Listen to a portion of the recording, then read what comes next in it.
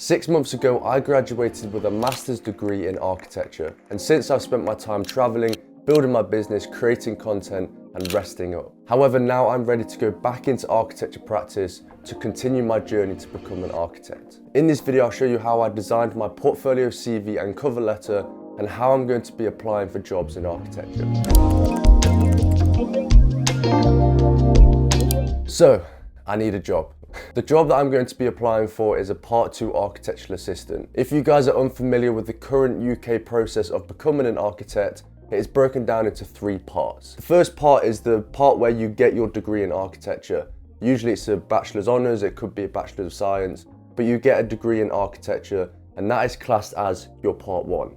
And once you have your qualification, once you have your degree, you can then go and work as a Part 1 architectural assistant in practice and gain practical experience. Part 2 is when you get your Masters of Architecture degree and you have the relevant experience now to be able to work as a Part 2 architectural assistant and gain practical experience. Part 3 is the final stage of becoming a fully qualified architect in the UK, and it's called an Advanced Diploma Professional Practice in Architecture. Here you undergo a 1-year course whilst working in practical experience, and then at the end of that year, you will have to do professional exams. And in order to qualify for your Part 3, you must have 24 months of practical experience. That could be 12 months as a Part 1 and then 12 months as a Part 2, as I've already just laid out in that structure.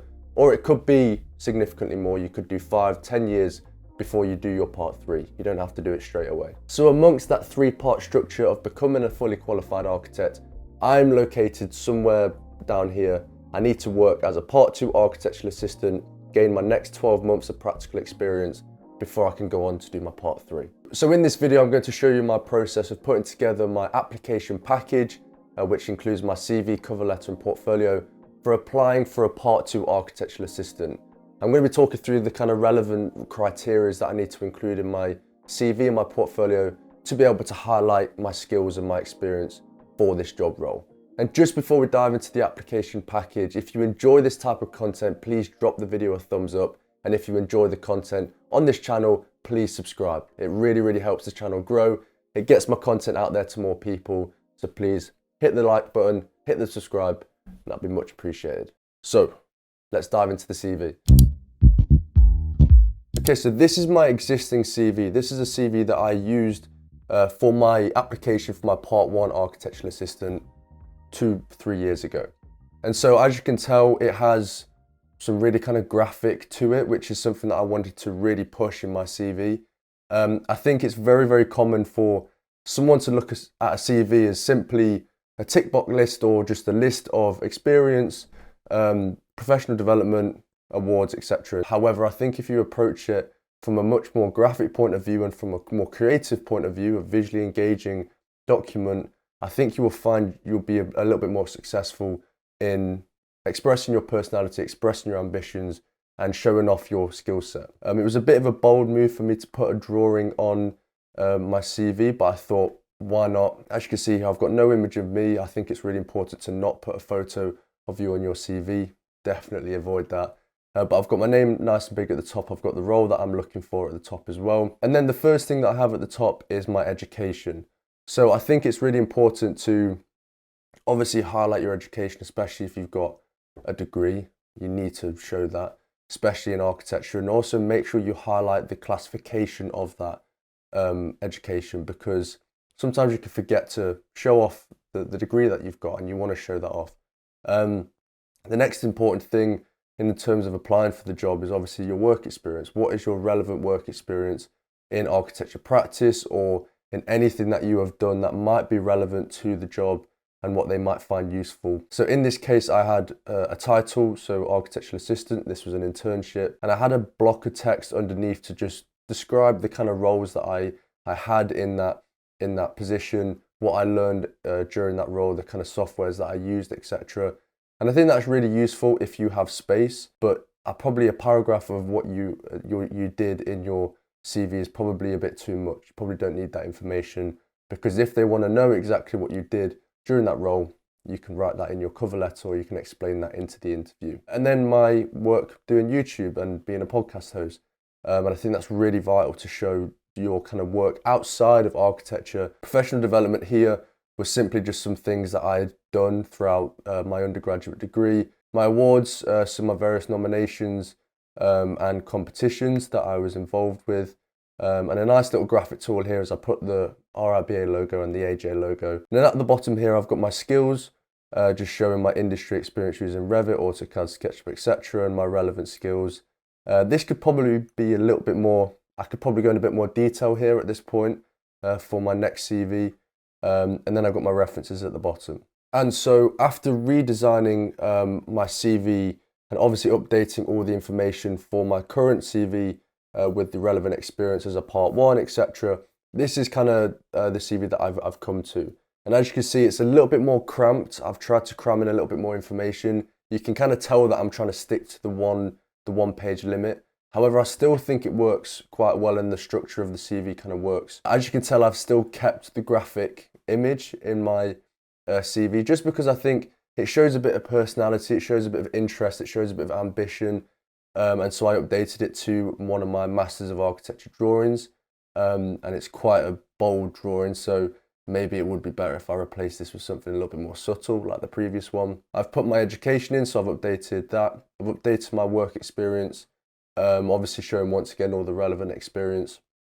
But then in this CV, I wanted to really push my experience working as a self-employed content creator and the various things that I've done over the past 2 years that I think would be really valuable to a practice. I then have the awards and nominations and adding in the design. So once again, I'm keeping those logos in because I think that pop of red looks really nice in it. I think it's a nice graphic touch once again.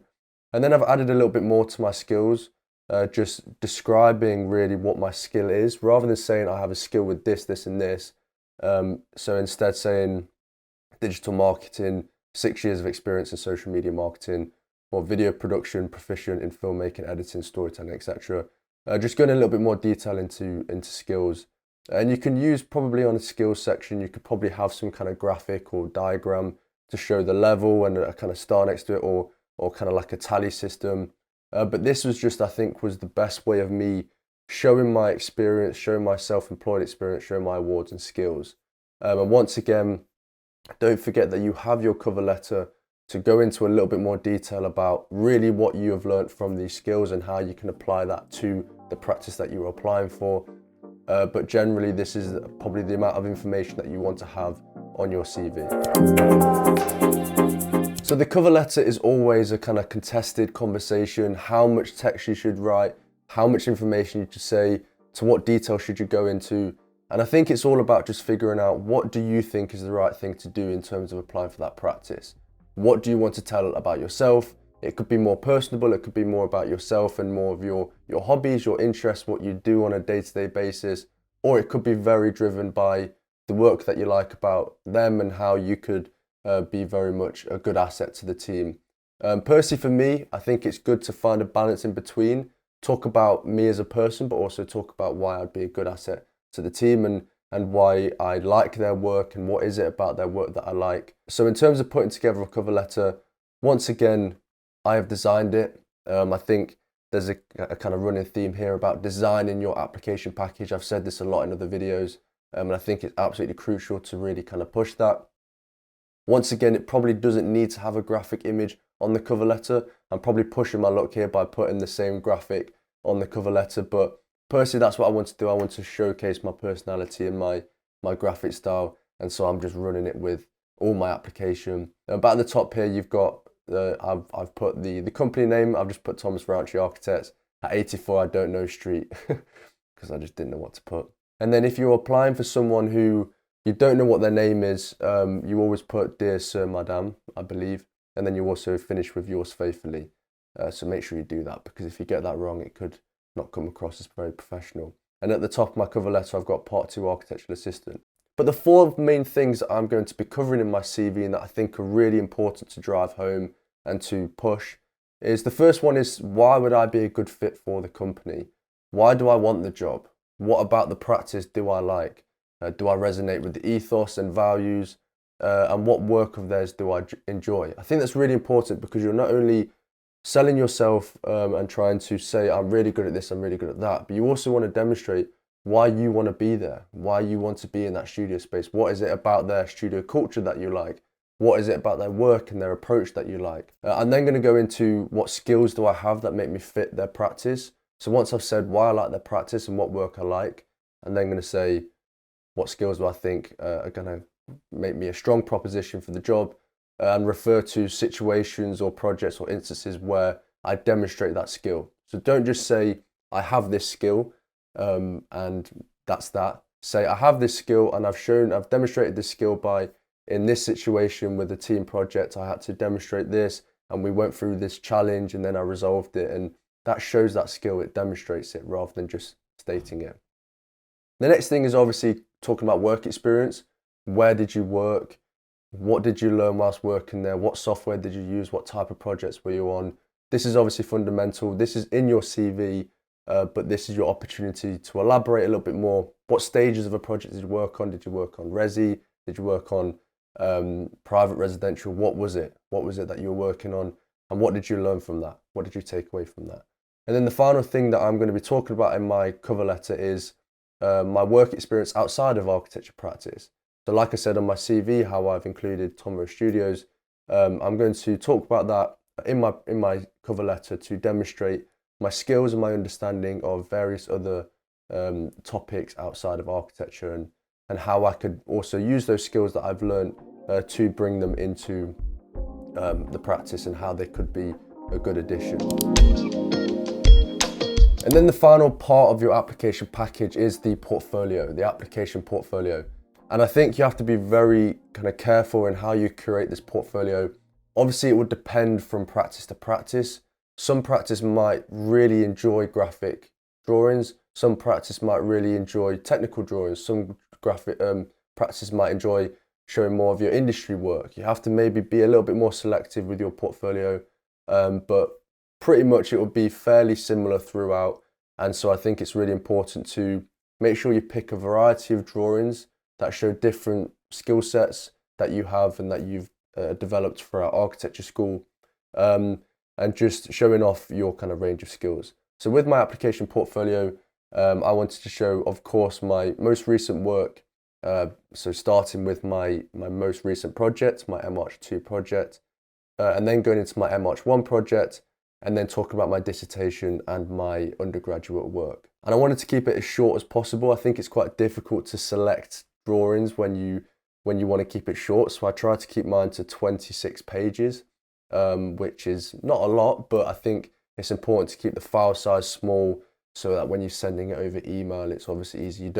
I made the mistake of having a file that was over 150 megs and I was trying to send it by email and it was like, what was I doing? So I needed to get it down, sacrifice some of the kind of image quality, and I got it down to 10 megabytes. So it's pretty small now and it's easy to send around. But in terms of the portfolio itself, I start each kind of project in the portfolio with this kind of homepage where you discuss the project to give the viewer an idea of what the project is. And then what I did was I tried to choose a range of different types of drawings that demonstrate my skill set. So I started with a model to show my model making skills, and then went into like my mapping skills, once again, my visualization skills and my axonometrics, more modeling skills, and then my kind of rendering or visualization skills, kind of composite drawings, and showing my ability to do site plans, floor plans, sections, but then showing my kind of graphic drawings. Because going into practice,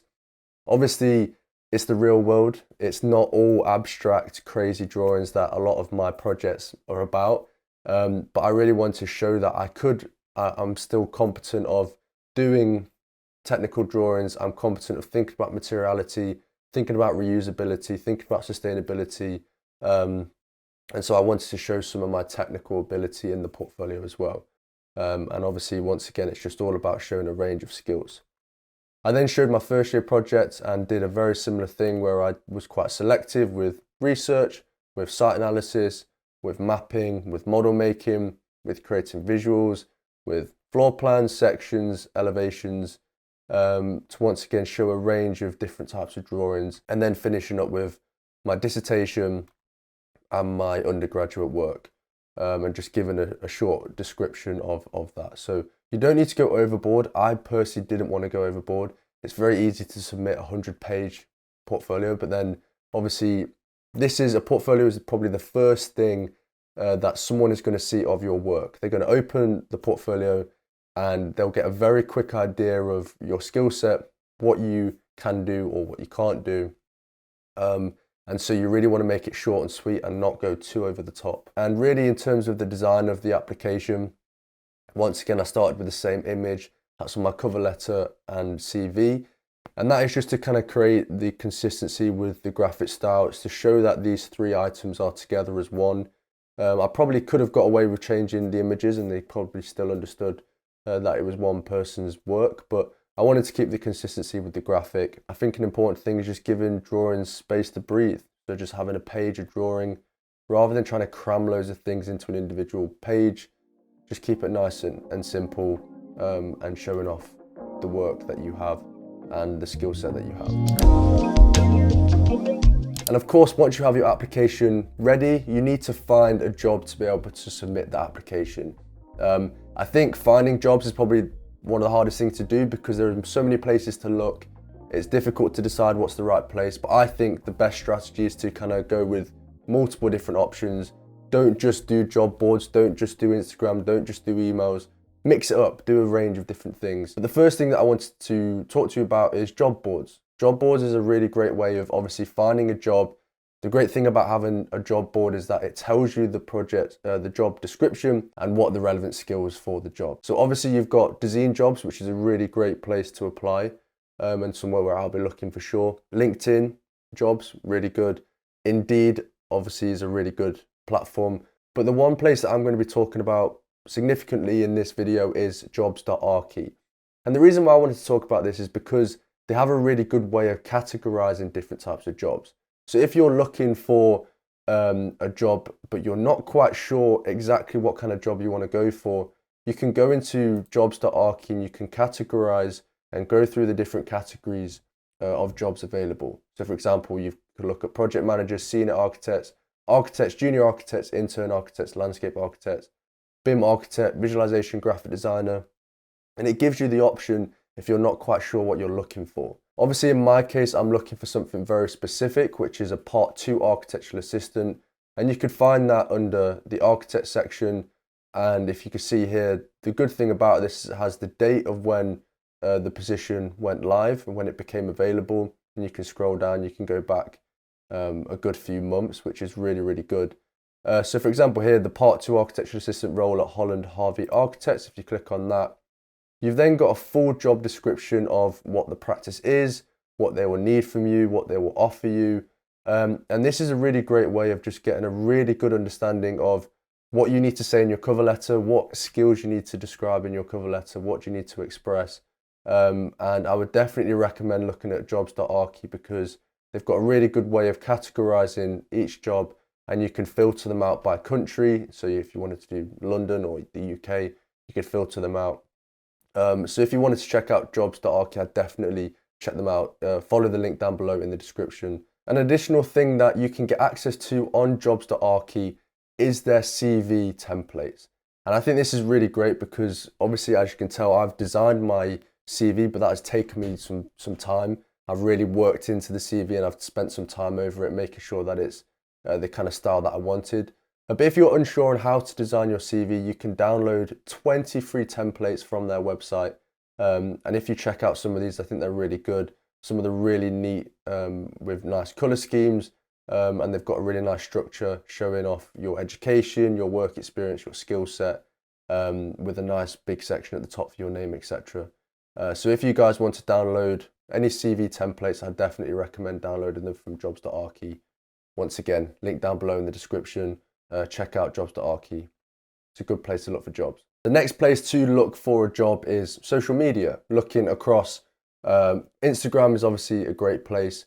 The only thing you have to kind of rely on here is that if the practices are posting on their Instagram page to display any jobs that are available. Over the past few weeks, I've seen loads of jobs come available, but that's only because I follow quite a few Instagram pages and I can see that as it comes through my feed. However, obviously, you're not going to be able to see the jobs if you don't follow the practices. But Instagram's a good way because it's a good direct route in. And then the final place where I'm going to be applying for jobs myself is through cold emails, just sending speculative emails to practices that I'm interested in. I think I'm going to be sending my cover letter, CV, and portfolio to each of the practice that I'm interested in, obviously adjusting the cover letter to each practice, making it specific to them. That is really crucial. And I think that's a great way of just putting your name in there, even if they're not looking for a job, which means that you typically will get your email archived over the next few months. So if anything does become available, your portfolio, CV, and cover letter is there available for them. So I hope by me showing my process of putting together my CV, portfolio, cover letter, and how I'm going to be looking for architecture jobs on the various job boards and Instagram, etc. I hope it gives you a really good insight and gives you some good guidance on how to structure your application package in terms of applying for an architectural assistant role. And I hope you find it really useful. So thank you so much for watching today's video. I hope you enjoyed it. If you did, please smash the thumbs up button. Make sure to subscribe, hit that notification bell, and I'll see you next time. Peace.